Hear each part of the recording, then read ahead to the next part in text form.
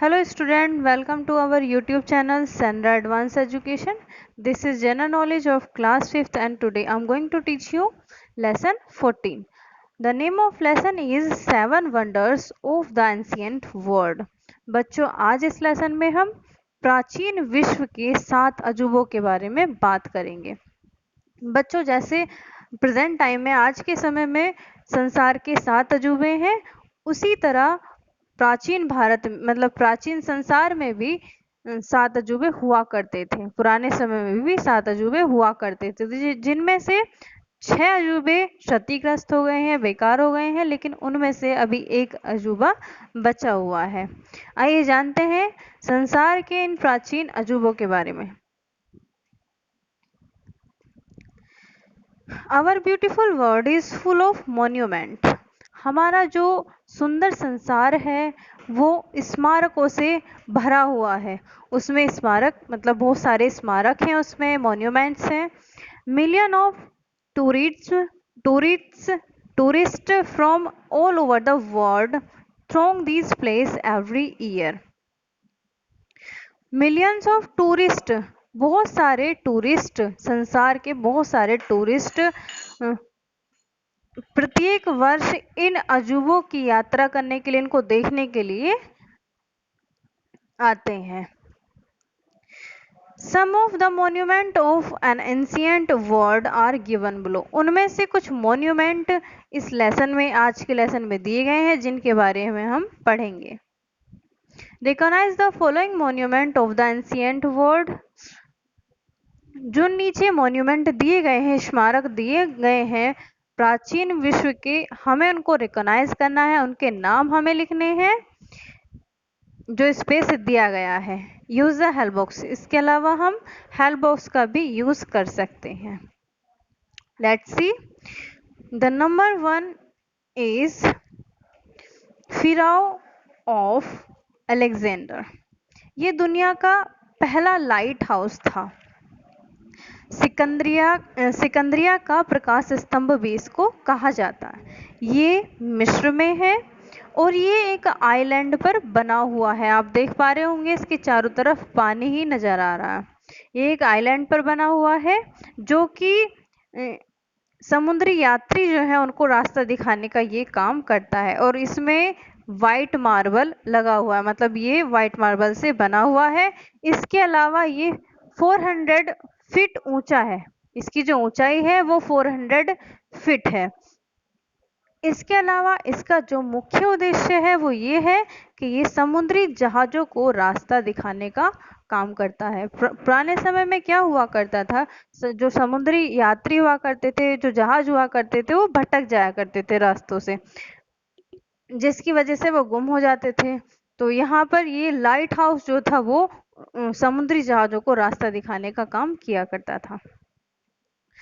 Number 2, अब हम दूसरे अजूबे की तरफ चलते हैं। स्टैचू ऑफ जियस की मूर्ति ओलंपिया में स्थित है। ये ओलंपिया में जियस की मूर्ति ग्रीस में। ग्रीस के मूर्तिकार इरियास के द्वारा इसको बनाया गया था और इसको 432 ईसा पूर्व इसका निर्माण शुरू हुआ था और लगभग 12 साल में 12 ईयर्स इसको बनने में लग गए थे।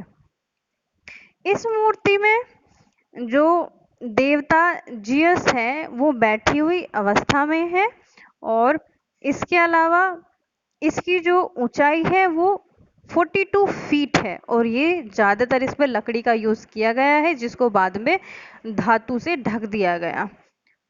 दाहिने हाथ में आप देख पा रहे होंगे इसमें एक देवी है, एक देवी, जीत की देवी की एक मूर्ति इसमें है।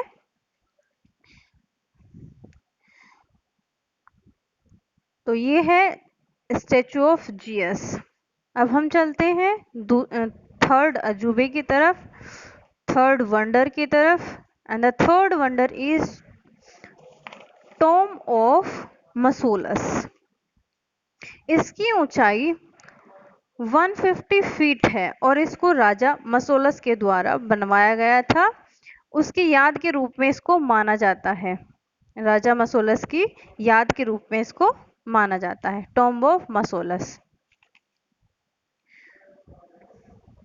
Next one is the temple of Diana. ये ग्रीक में स्थित है। This is situated in Greek, और इसको आर्टेमिस भी कहा जाता है, आर्टेमिस का मंदिर भी इसको कहा जाता है।